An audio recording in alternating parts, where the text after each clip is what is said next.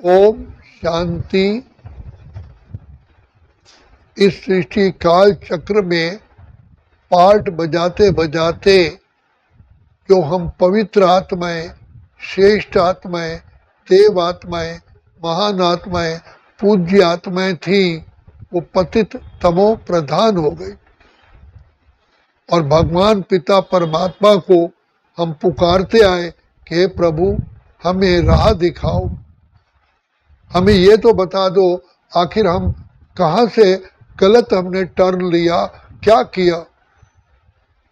तो हमारे प्यारे प्यारे अति मीठे प्यारे परम पिता, जो हमारे वास्तविक पिता है, वो जो दया के सागर, प्रेम के सागर, बिगड़ी को बनाने वाले हैं, उन्होंने ही आकर के हमको बताया कि बच्चे, तुम्हारा सबसे बड़ा दुश्मन ये रावण है, जिसको हर वर्ष आप जलाते हो, लेकिन ये कौन है। तो भगवान पिता परमात्मा ने हमें दिव्य नेत्र दिया, तीसरा थर्ड ऑफ विजडम खोला। आप सोचो, क्या किसी व्यक्ति के 10 सिर हो सकते हैं? तो भगवान पिता परमात्मा ने बताया, मुस्लिम धर्म में शैतान कहते हैं, क्रिश्चियनिटी में शैतान कहते हैं, तो हिंदू धर्म में जो देवी देवता धर्म की आत्माएं जो वर्तमान समय हिंदू कहलाती हैं, वो रावण कहते हैं। रावण अर्थात रुलाने वाला। तो ये ग्रस्त आश्रम से ही, ग्रस्त से ही तो संसार चला, नर और नारी से ही। केवल नारी कहे कि मैं ग्रस्त चला सकती हूँ, इम्पॉसिबल। नर कहे मैं ग्रस्त चला सकता हूँ, इम्पॉसिबल। तो नर और नारी के दो भुजाएं नारी की, दो भुजाएं नर की, चारों हाथों से ही तो ग्रस्त चलता है। और आज भी यही कहा जाता है कि आओ भाई, मेरे कार्य में हाथ बटाओ, अर्थात सहयोग दो। तो नर नारी के दो दो हाथों से के सहयोग से ही ये गृहस्थ आश्रम की गाड़ी चलती है। तो आज नर में भी 5 विकार है, नारी में भी 5 विकार हैं। तो विकारों के कारण घर घर में अशांति, कलह, क्लेश, परेशानियां ही हैं, जिस कारण अनेकों रोग, अनेकों परेशानियां पैदा होने से आज घर गृहस्थ की गाड़ी नरकमय बन गई है, अशांति हो गई है।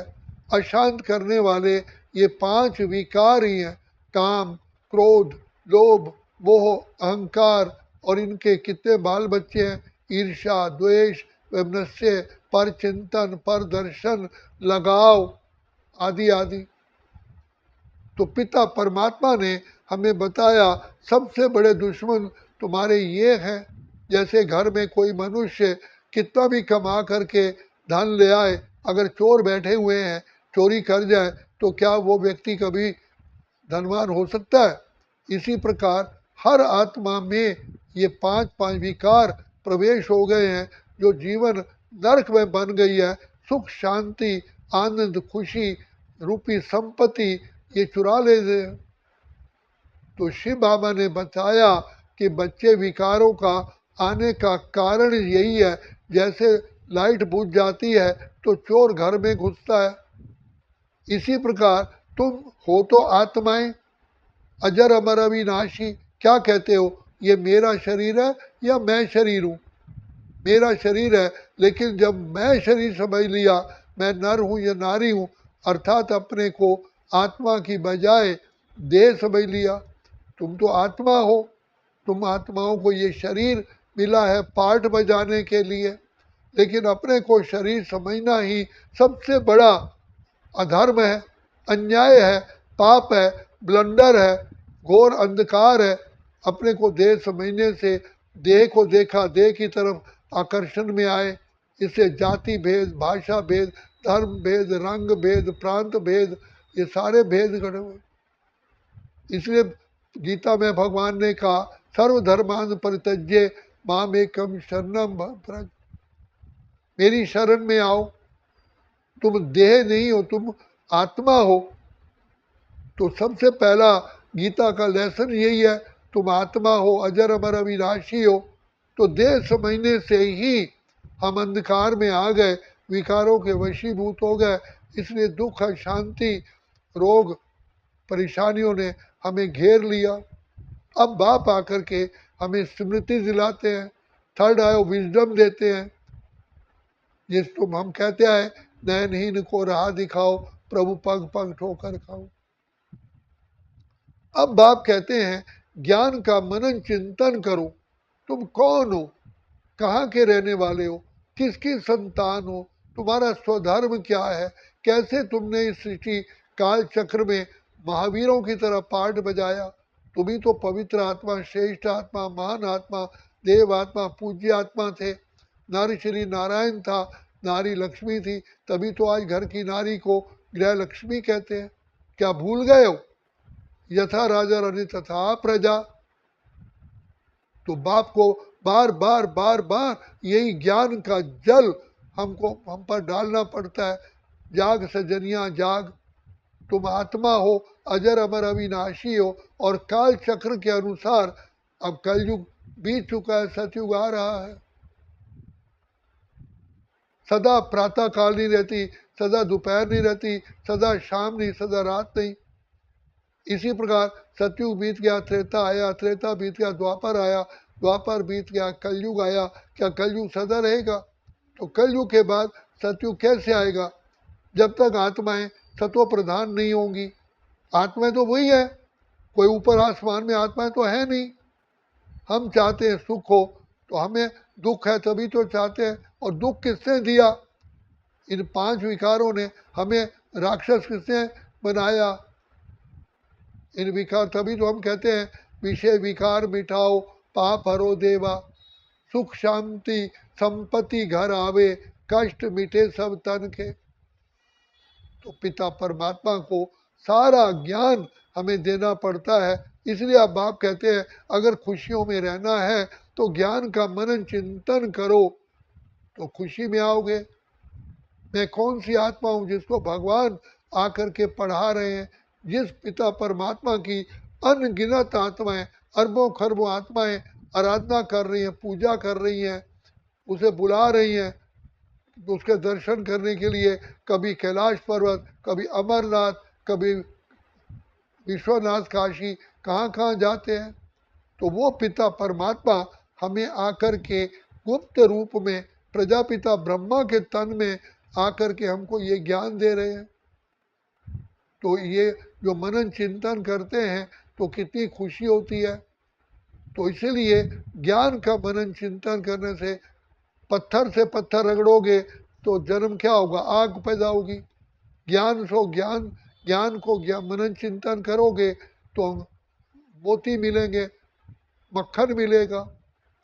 तो हम जो आत्माएं ज्ञान स्वरूप थी, प्रेम स्वरूप थी, आनंद स्वरूप थी, सुख स्वरूप थी, अब अपने को भूले, बाप को भूले, घर को भूले, महामूर्ख हो गए।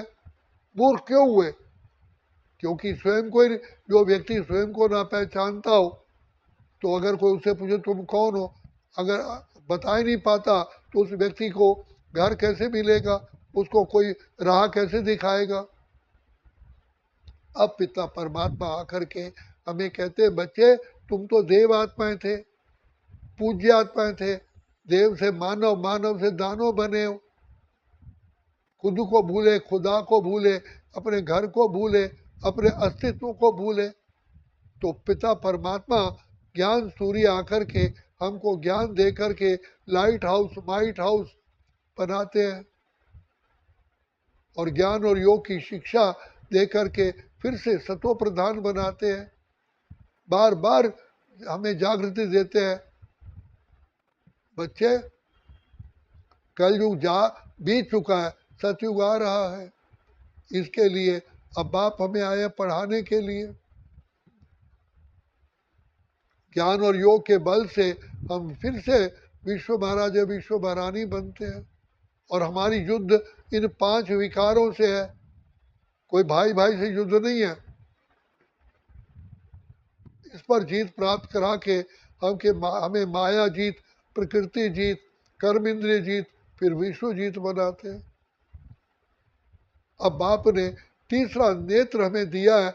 अब कहते हैं तीसरे नेत्र से कार्य करो, ये दो नेत्र तो चरम चक्षुओं से ये आउटर वर्ल्ड दिखाई देता है, लेकिन इनर वर्ल्ड, हम तो आत्माएं हैं, आत्मा अंदर में निवास करती है, शरीर के अंदर। इनर वर्ल्ड में जाओगे तो सुख शांति मिलेगा। तो बाप कहते हैं जागो जागो, स्वयं को जानो, पिता परमात्मा को पहचानो, समय को पहचानो, अपने घर को पहचानो, तो फिर से आप महान आत्माएं, देव आत्माएं, पूज्य आत्माएं बन जाएंगे। और इससे तुम्हारा समय, श्वास सब सफल होगा और विकारों पर विजय प्राप्त करोगे। यही परमात्मा आकर के हमें आंतरिक युद्ध सिखलाते हैं। ये बाहरी युद्ध नहीं है, आंतरिक युद्ध है। ये संस्कार परिवर्तन की शिक्षा पिता परमात्मा दे करके हमें दैवी संस्कार बनाते हैं। जैसे लोहे के टुकड़े को ऊपर मैग्नेट घुमाने से, चुंबक घुमाने से वो लोहा भी चुंबक बन जाता है। इसलिए बाप बार बार बार बार ये शिक्षाएं दे करके दानव से मानव, मानव से देव बना रहे हैं। यही बाबा की कला है, यही जादूगरी है, यही उनका प्रताप है, यही उनकी दया है, कृपा है, आशीर्वाद है, प्यार है। अब समय पहचानो, अपनी जीवन बनाओ।